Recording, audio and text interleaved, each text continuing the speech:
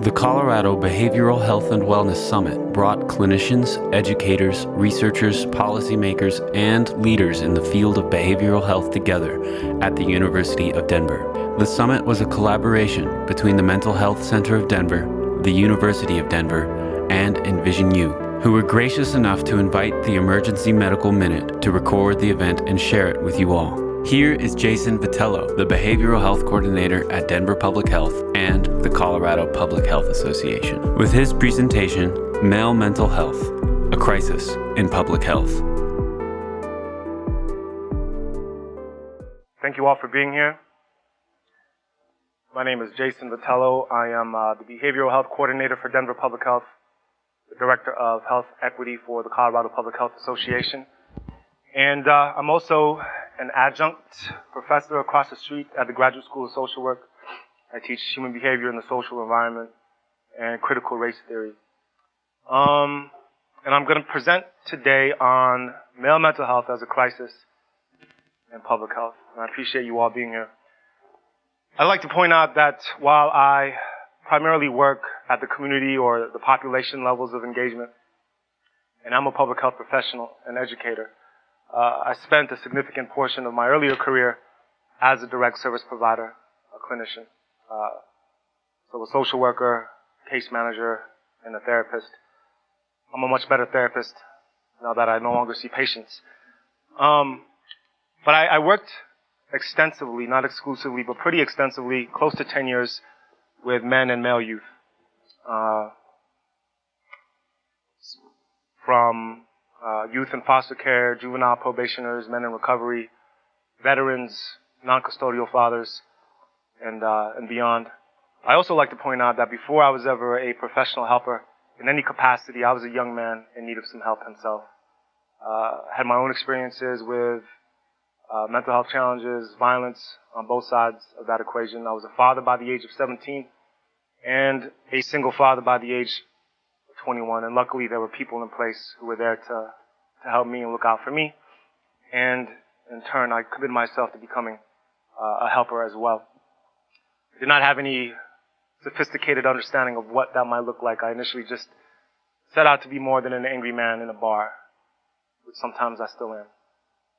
I might have been last night.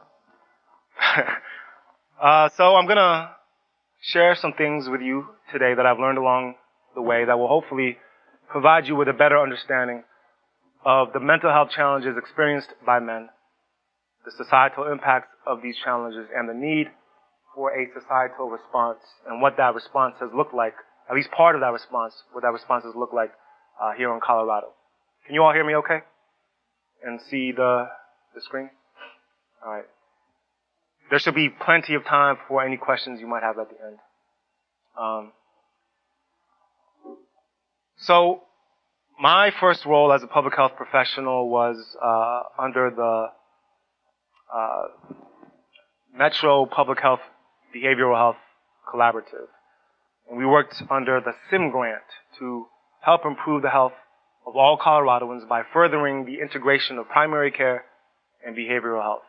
We've all come to understand the value of primary care and serving as a gateway to getting people into specialized treatment, right? So your primary care doctor screens you for high blood pressure, diabetes, and can make the appropriate referrals to another professional.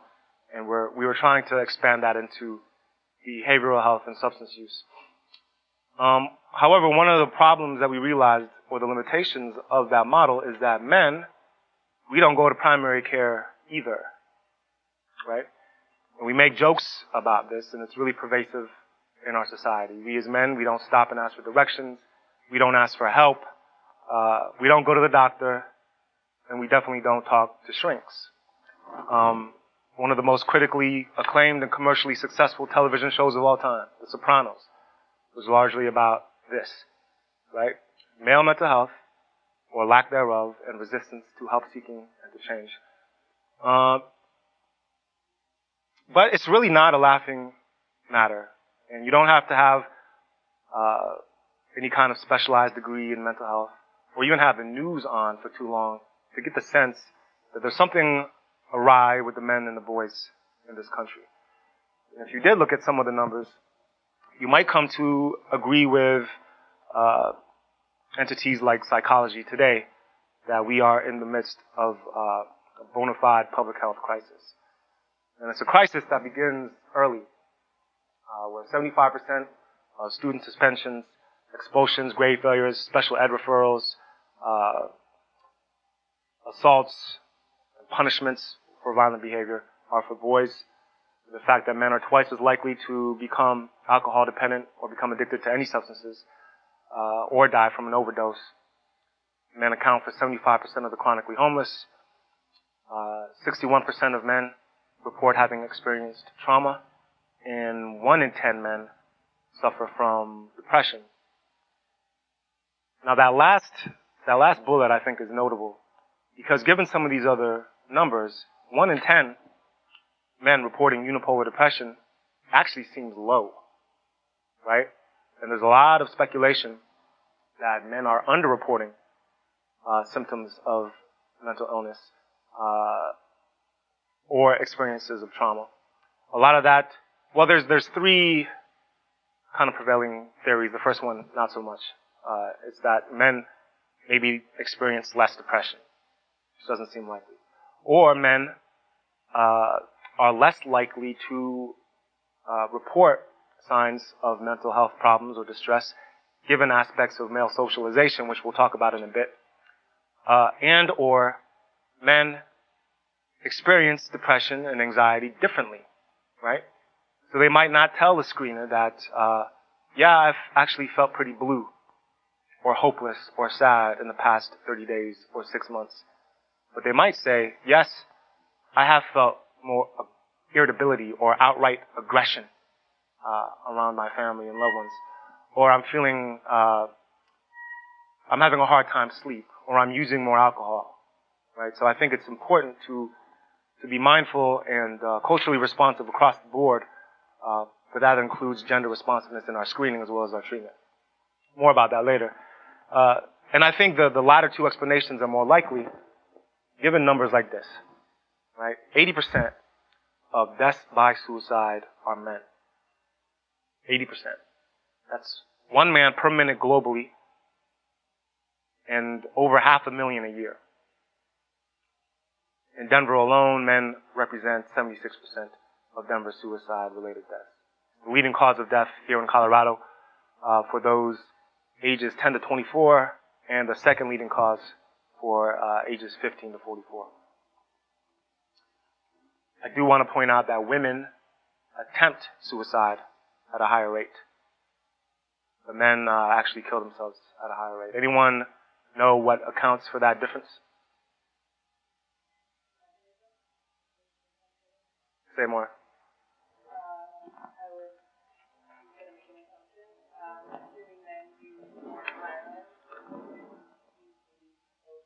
That's it. That's it. Women use pills typically, and men will use firearms. I think symptoms of untreated male mental health manifest in different ways, which brings us to the intersection of criminal justice and mental health. More mental health treatment is housed in corrections, in our correction system, than in healthcare. 93% of all of our prisons or prisoners are men. 80% of all those arrested for violent crimes are male. We also know that a significant percentage of those who are incarcerated are nonviolent drug offenders who are likely or have been using substances to cope with trauma. 92% of parents in prison are fathers. 80% of the justice involved in Colorado have an addiction disorder, for instance. 25% have a serious mental illness. A lot of the individuals who are incarcerated are people who would probably be would benefit more from treatment than punishment. So this really highlights the fact that for the first time, in many cases, a man receives mental health treatment or substance use treatment not because they walked into their primary care doctor's office and said, you know what, I have a problem and I'd like to speak to a social worker. It is unfortunately after they've been arrested and or convicted of a violent offense or a substance use related offense. Right? And why is that? I also knew as a provider, working extensively with men, men have a poor habit of waiting until they are in the midst of some crisis or some terrible adversity before they reach out for help. When I was a social worker at the VA, for instance, I knew that when my phone was ringing, there was a very, very high likelihood that on the other end of that line, probably a man who was at his wit's end, on the verge of losing his home, his spouse, his children, his job, or was rapidly approaching rock bottom if he hadn't hit it already. I once toured the Colorado Crisis Center and I asked one of the supervisors about male utilization. Do men call this number? And she smiled kind of knowingly. She said, yeah, they do. They call late at night. After everyone in the house is asleep, typically after they've been drinking, and they will begin to open up only after repeated assurances of confidentiality. And again, why? Why are we waiting until we're in the midst of a crisis that might be too late to prevent, or after we've been arrested for a violent offense or a substance use related crime? Here are several barriers. We're not going to address all of them today. The first being lack of emotional awareness or fluency or emotional literacy. A lot of men, and I'm gonna talk in broad strokes today, and I want to acknowledge that. And I understand that variation is the norm, and I'm speaking in very general terms. But a lot of men and boys don't have emotional fluency. They don't learn how to experience, let alone express, uncomfortable emotions in a healthy way. From a very early age, they're told to shut up if they're crying before they are given something to cry about. They're told that boys don't cry. Don't be a girl, don't be a sissy, right? They are expected from a very early age to man up in the face of any adversity, emotional or otherwise. And what they do learn is how to distract from uncomfortable feelings through the use of substances or sex or other activities, not all of which are unhealthy, but oftentimes they are. Or they learn how to suppress them, how to push them down until they no longer can, right? It's like a giant coiled metal spring, and you push it down, and eventually it builds up too much tension, and it's coming up. And very often it will in ways that can be harmful to yourself and to those around you. And sadly, our bars and our prisons and our hospitals and our cemeteries are filled with men who never learned how to experience or express uncomfortable emotions, right? And again, there's no such thing as a bad feeling or a good feeling. All of our feelings are appropriate. It's how we express them that get us in trouble. Next is the man rules, or the man code, or whatever you want to call it. Dan Griffin of Griffin Recovery Enterprises, he's an educator and a former clinician who also worked extensively with men, says that you can go into any room and you can ask, what are the man rules? And there will be cultural variations, but you're going to get a list that looks a lot like this, right? And we know these. Little boys know how to read the man code before they know how to read. Don't cry, don't lose control, don't ask for help. Don't be weak, don't back down, and so on. And this is socialized into men and boys from a very, very early age. Little boys are on the playground policing each other per the man code as we speak. Something interesting happens though when you look at the rules of successful treatment and recovery. Cry, grieve, ask for help, express emotion, have emotions, and express them. Be vulnerable and admit to being powerless. And then you look at the man rules juxtaposed against the rules of healthy and successful relationships. Let go of control, share your feelings, ask for help, be vulnerable, have intimacy, compromise trust, and so on. So, you realize that the rules of successful treatment and recovery or healthy relationships are in stark contradiction to the rules that we internalize as men, which keep us safe. And really that's what the man rules are about. They're about safety. They're based in fear. Fear, for one, in losing status as a man. Your status as a man is very precarious. It's hard to gain and very, very easy to lose. And then it's also about actual safety from trauma, from violence, and all of the above. Right?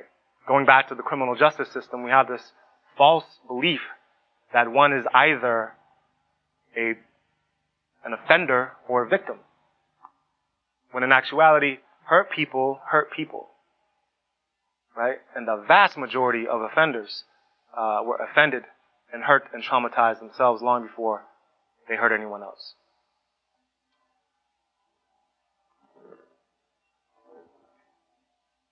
All right. Toxic masculinity. Raise your hand if you have heard this term. I just saw a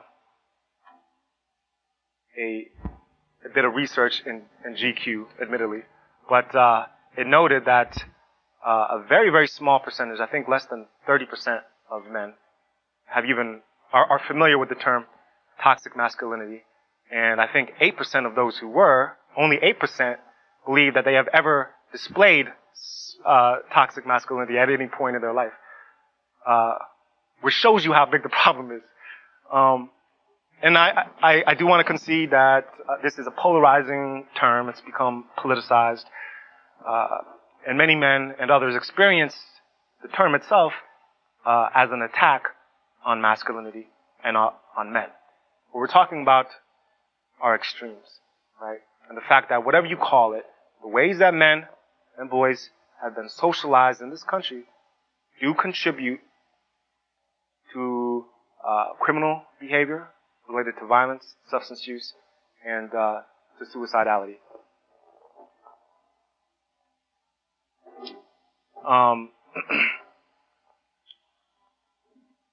And I'm very careful when I do these presentations to not come off as like a man-spreader or a men's rights activist. I'm not. I think we are living in a long overdue and rightful backlash to thousands of years of patriarchy. And a lot of men are feeling very lost, displaced, confused, frustrated, and angry. Men have always had a place or a role in the village, right? We like to say that it takes a village to raise a healthy child, but I don't believe our villages can be healthy if the men aren't. And men have always had a place or a role in the village. In early times, it was traditionally as the provider or the protector. But masculinity is a fluid construct which has responded to cultural and economic shifts throughout history, sometimes doing a better job of it than others. Michael Kimmel discusses 3 archetypes in the history of the United States alone. One is and Michael Kimmel is an American scholar and sociologist who talks a lot about masculinity and patriarchy and so on. But he presents the genteel patriarch. And this was a landowner. He worked the land, he had cattle or crops. His children did the same. The urban counterpart was the heroic artisan. And this man knew a trade or a skill that he taught to his sons or to apprentices. And of course, we could have all kinds of conversations around race or patriarchy. But at the very least, these conceptions of masculinity were about, or the measure of a man within these constructs were around what do you contribute to society? What do you give back? Now enter, here in the post-industrial age of capitalism, the self-made man, or the marketplace man. The self-made man is a masculinity which is literally measurable. I can pit mine against yours, right? By measuring how much money I have in my account, how many women I can sleep with, what kind of car I drive, how much power and control I have over others, including other men. And many men are socialized to strive for these proofs of manhood, right? And in a capitalist system where you are bombarded with messaging from the time you are little that you're not good enough, and what you have and who you are is not enough, so we are socialized to strive for these proofs. We feel entitled to them, and in actuality, acquire these proofs. And we find that many of them that do realize that's not where it's at either. But many men are having a hard enough time providing for themselves and for their families, let alone being the self-made man that we are taught we ought to be. All of this further cultivates a dog-eat-dog world where it's every man for himself, fighting for the top of the bottom. And the casualties of this struggle are not just men themselves. Right? When we look at this problem, when we look at suicide and over-incarceration and substance use and addiction and overdose deaths and violence, this impacts not just the men that are directly involved, but children, women, partners, families, communities, and all of society. And societal problems require a societal response. Men can't man up their way out of this alone. So far, I've really discussed one side of this equation. A lot of mental health messaging campaigns, including one that I was a part of that I'll present to you momentarily, consistently encourage people to just be more open about their mental health challenges, to talk more. Men in particular are accused of being stubborn in their stoicism and self-destructively silent.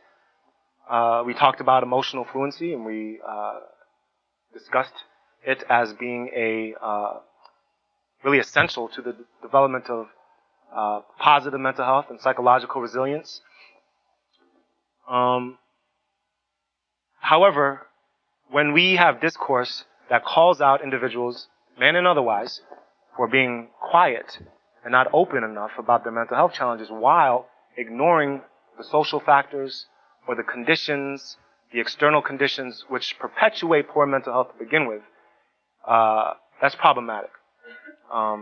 This tact implicitly blames individuals alone for their mental health woes and glosses over growing evidence that social context is a key determinant of health.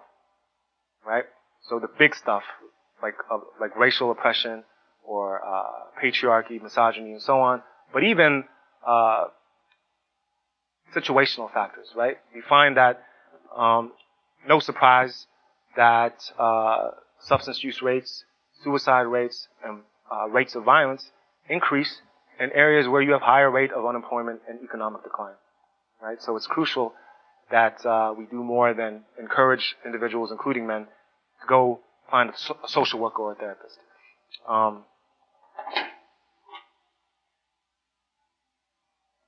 It should also be noted that there is no one-size-fits-all solution to mental health problems. And traditional talk therapy doesn't work for all men. And clinicians should be responsive in this regard and offer preferences. I will say that I do think, the narrative that men don't like therapy and men won't open up and they don't like it is a little overblown. Again, I've worked in different contexts: criminal justice, corrections, county work, fatherhood work, healthcare, and on and on and on. And I've facilitated groups with rival gang members, combat veterans like special forces guys, former gang members, and Once they get going, they won't stop talking. I've had rival gang members passing the Kleenex box to one another. Right? They will open up if they feel safe in doing so. And one of the questions is, how can we as a society and as a community make men feel more safe to do that?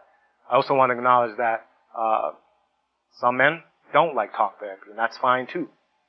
When I was a day therapist for juvenile probationers, we were encouraged to not try to sit down in the traditional setting across from one another, face to face, and do so-called traditional talk therapy, but go for a walk, play basketball together, play video games, right? With the understanding that sometimes action-based modalities of healing are just as valid as others, and a lot of times men will be more apt to work through their problems standing shoulder to shoulder rather than face to face or heart to heart. Additionally, I think it's important that we acknowledge that religious and traditional healing based on prayer, ritual, or ceremony can be effective in improving men's mental health, especially for minority and immigrant men. So and it really has a lot to do with why I moved into public health, but as a direct service provider, it really occurred to me early on that there's nothing inherently wrong with the individuals that I was helping. Right? Men, women, and their families. They were simply reacting to trauma and very often adjusting to inequitable systems. And my job was to help them beat the odds, not to change the odds. I was to help them do a better job coping with these systems rather than making these systems more just and equitable. And when it comes to male mental health, Mo Keller, who's a very strong mental health advocate in Colorado, once told me, the system isn't broken. The system hasn't even been built yet, right? Luckily, there's growing awareness of that right here in Colorado. I'm going to tell you about just the ones that I know, and I'm sure that there are more efforts underway to address this problem.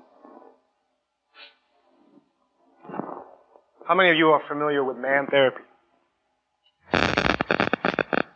Man therapy is a public health messaging campaign that came out of the state public health department that arguably uses humor to open discourse around male mental health. This guy is based on Ron Burgundy and the guy from Ron Swanson from Parks and Rec. Honestly, when I saw the billboard for the first time, I kind of wanted to call and make an appointment with this guy. Turns out he's an actor. He's not a real therapist. But it was effective. I wanted to fire my therapist and talk to this guy. I wouldn't have actually done that. There's some pushback because, critics claim that it kind of, the messaging, kind of perpetuates a lot of the stereotypes that we are trying to dispel, right? One of the messages is going to therapy won't give you lady bits, I promise, right?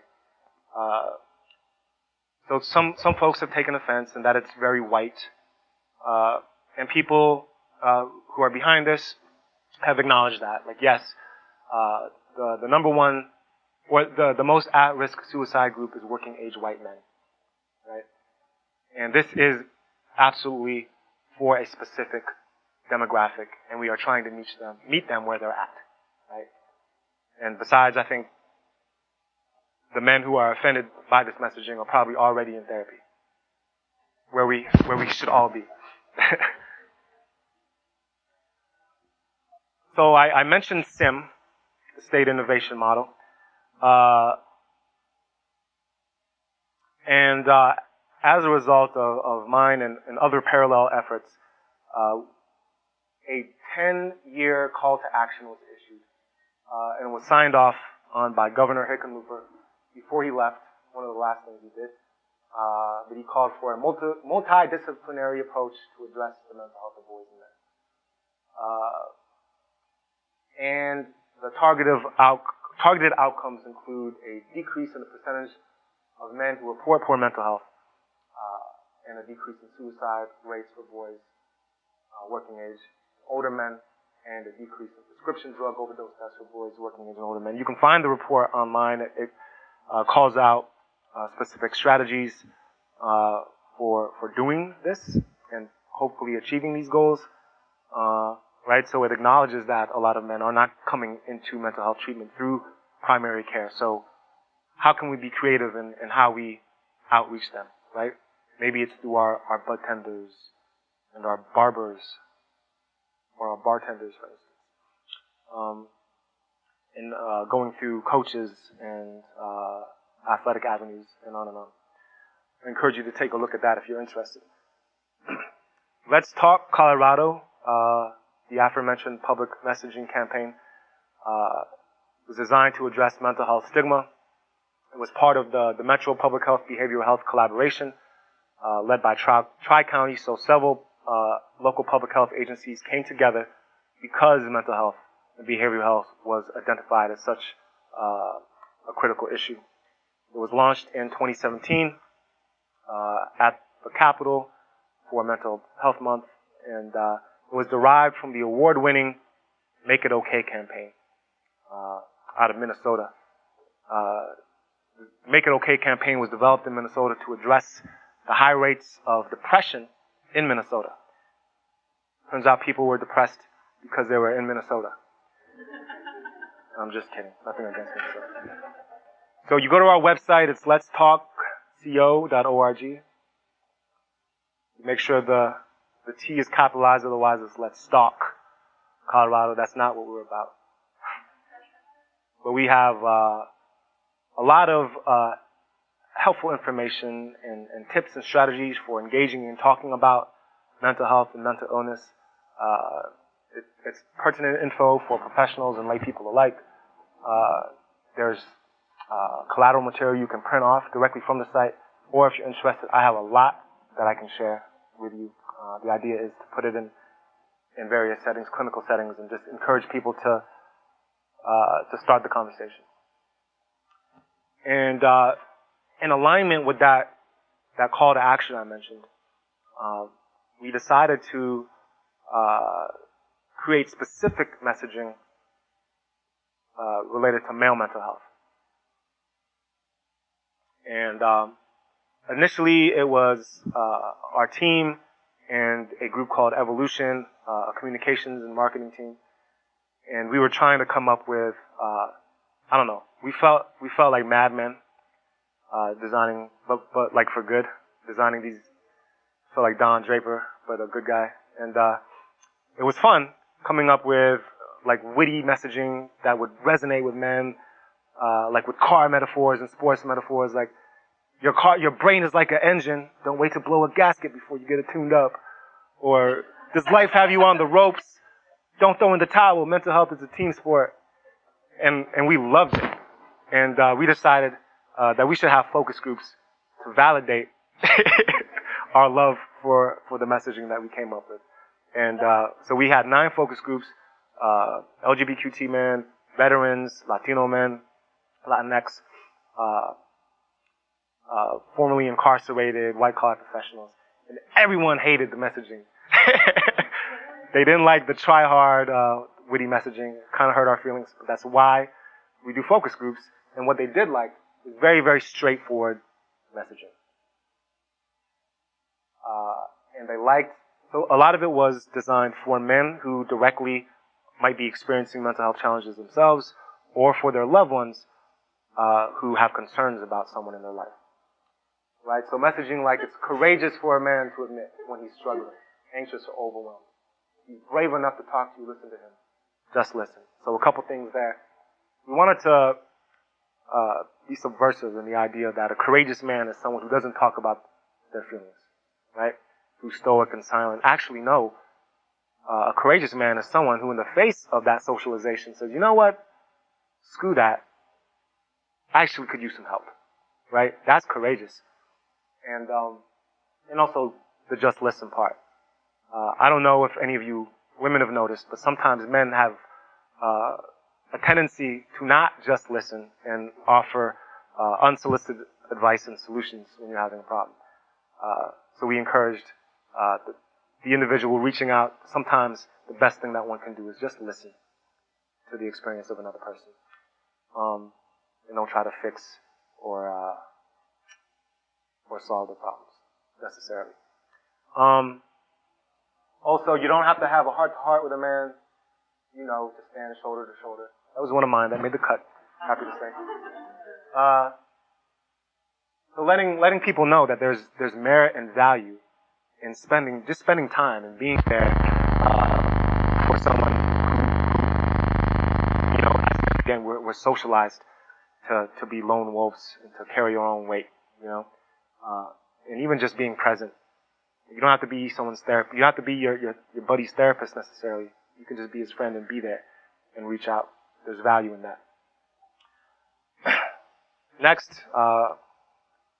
very, very proud to discuss this work. There's an outfit called the CCJRC, the Colorado Criminal Justice Reform Coalition, and they issued a report in 2016 called the Crime Survivors Report that was really consistent with some other research that's come out of California and Oregon, for instance, that talks about crime survivors and victims of violent crime or survivors of violent crime, and the fact that many victims are individuals from underrepresented communities, people of color, and men and male youth in particular. And they tend to be repeat victims. And they tend not to get help. They tend not to be offered help, right? You don't see a lot of young Latino men walking into a building that says Victim Services or Trauma Center, right? They demonstrated that minorities are treated differently within the criminal justice system. And the fact that individuals from these communities believe that rehabilitation is better than punishment. It elevates a narrative, really, that across the board, black and white and brown, left and right, victims of crime themselves are acknowledging that these punitive measures aren't necessarily working. And there's a desire, even amongst victims of violent crime, to see their offenders treated, rehabilitated, and transformed and healed, rather than sitting in a cell somewhere.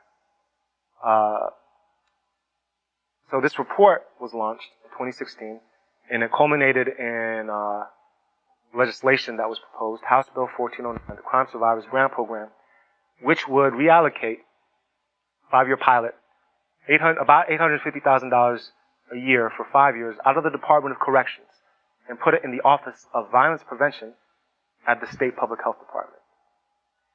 And I was asked to testify in support of this bill.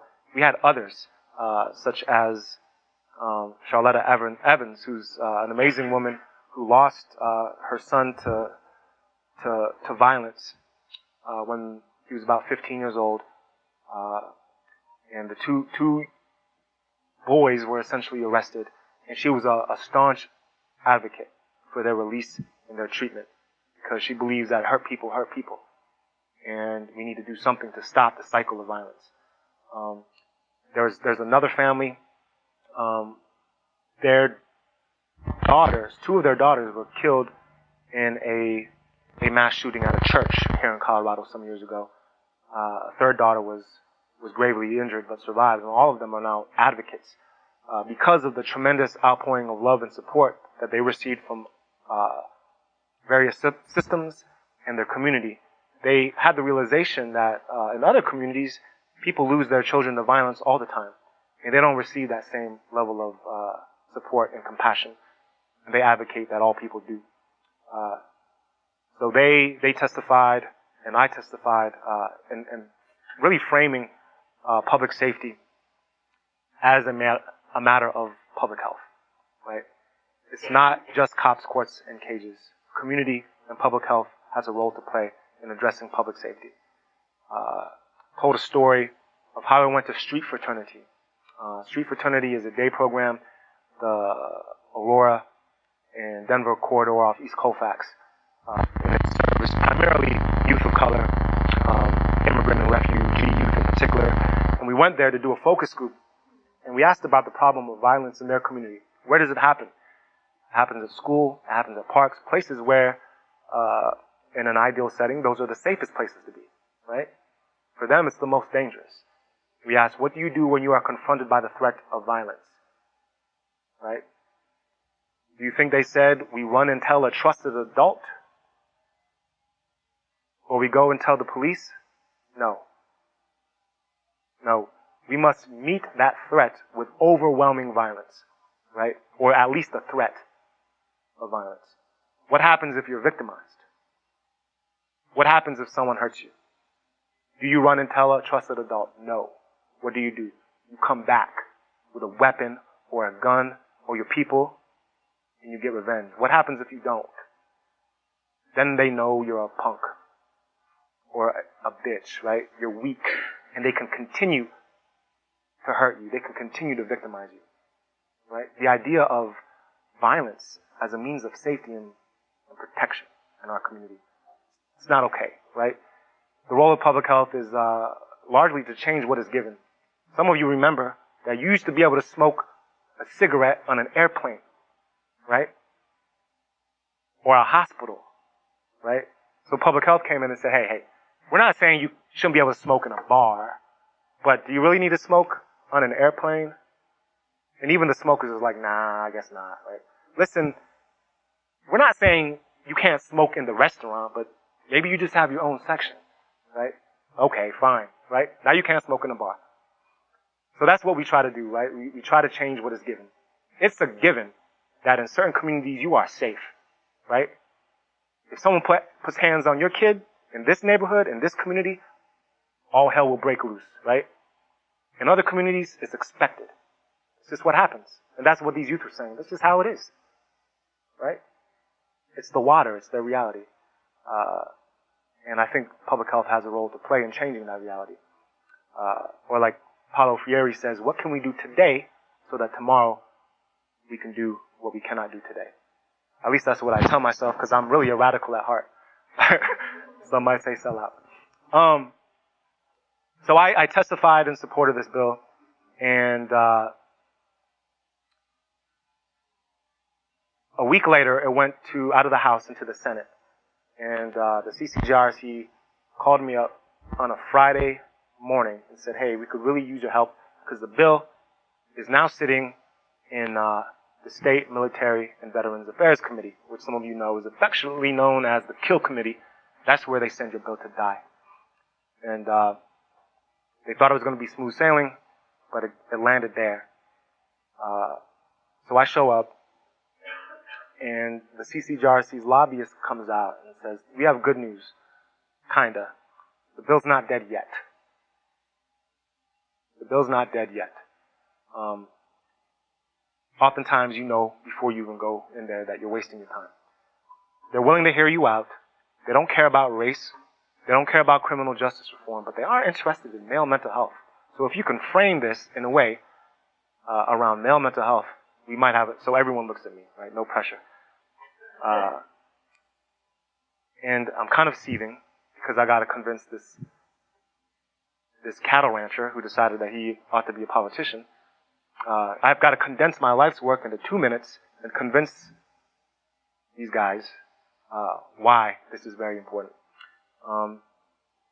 And we all testified, and I was sitting there with my arms folded, sucking my teeth as they voted. And then my colleague nudged me, and she said, oh my God, it passed. Right? I was so expectant that it wouldn't, that it really took me by surprise. It was a really proud moment for all of us, and a real game changer. That money has since increased to $1 million a year, which, you know, is a drop in the bucket compared to what's left in their bucket. But it's culminated in the grant that I now work under primarily, Public Health for Public Safety, a community movement to engage and heal crime survivors. So our mission is to reduce violence and promote healthy masculinity and trauma-informed gender-responsive intervention, individual and community healing, and systemic transformations. We have a 10-person community leadership team engaged in the process of community-based participatory research. The team is comprised of all people of color, mostly men and male youth, but women as well, who all have lived experience and have either been victims themselves or perpetrators. Again, most people are both, of violence, justice involvement, and so on. One of the few occasions where, in order to get the job, you have to fail your background check. I'm just kidding. But they're an amazing team of established as well as aspiring leaders in the making, and very excited to be a part of this work. They're doing a deeper dive on some of the research that was highlighted in the Crime Survivors Report that I mentioned, and will hopefully assist in the provision of technical support and training around best practices. And ideally, and we're going to have a summit, Public Health for Public Safety Summit, tentatively named April 9th at the Lowry Conference Center in the coming year. So stay tuned for more information about that. The idea is that, some of the other, there's direct service grantees that received funding as well, including a collaborative, like a coalition of practitioners of color. So these are therapists. I think there's 12 plus therapists. They're all people of color, all from the communities where they're trying to reach the people that need help. You get 20 free sessions. You don't have to, all you have to do is say, I've been a victim of trauma, right? You don't need a police report to correspond with your claim. We know that one of the barriers to people reporting is in certain systems, like in public housing, if you are a victim of violence, domestic violence, or your neighbor is, and you call and you report, that's a police contact. That could put your housing status in jeopardy, right? And others have perfectly legitimate reasons for not wanting to deal with police at all. Oftentimes because they themselves have been traumatized by police. So we were very adamant that we don't need a police report for someone to get help, and so on. So ideally, we would like to go back to the legislature or to foundations and say with confidence, like, you know how what you're doing isn't working? Maybe not that cavalierly, right? But how this incarceration isn't actually reducing violence, but is increasing it in our communities, and that incarceration actually increases the likelihood that someone will experience violence and then go on to commit it later. You know how that's not working, and then it's increasing recidivism? Here's what does work, right? The Latino coalition is heading this grant. Other entities have like more traditionally based healing modalities, right? Acupuncture and so on.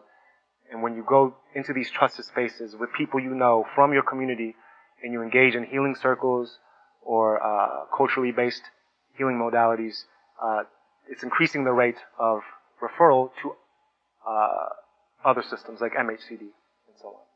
So it's truly a collaborative public health coordinated approach to providing help and service to people that need it most.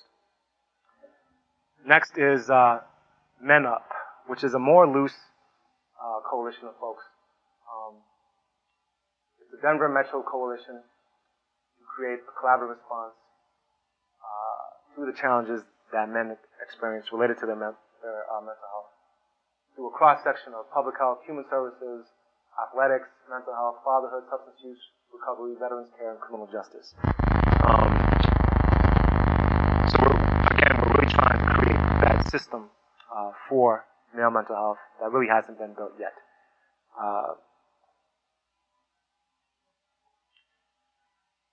So our hope is that through training, education, technical assistance, convening, and coordination, we'll cultivate that healthy village where men are not fighting against one another for the top or the bottom or for their piece of the world, but are rather working alongside one another to change it.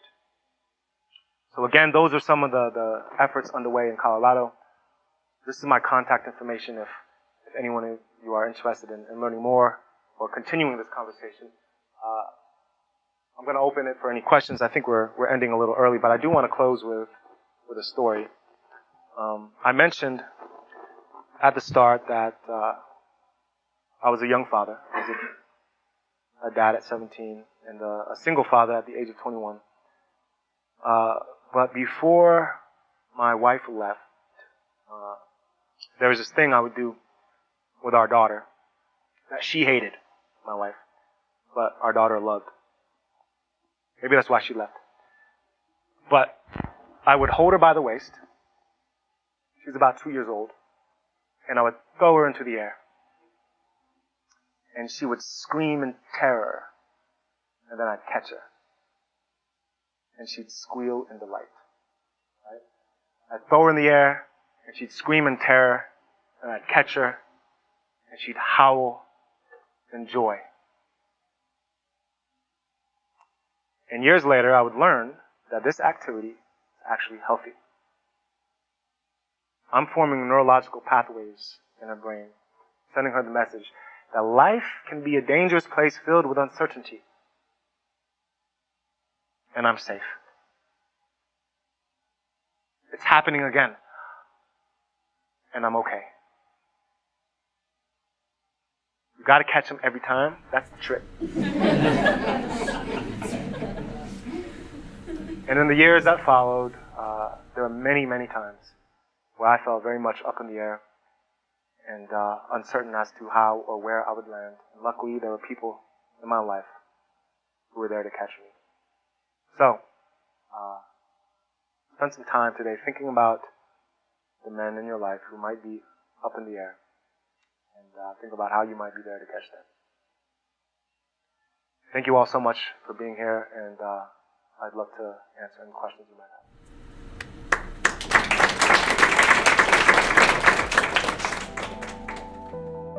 If you enjoy the Emergency Medical Minute, please help us out by rating us on iTunes.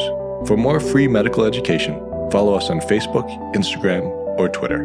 Make a donation and subscribe to our newsletter at emergencymedicalminute.com.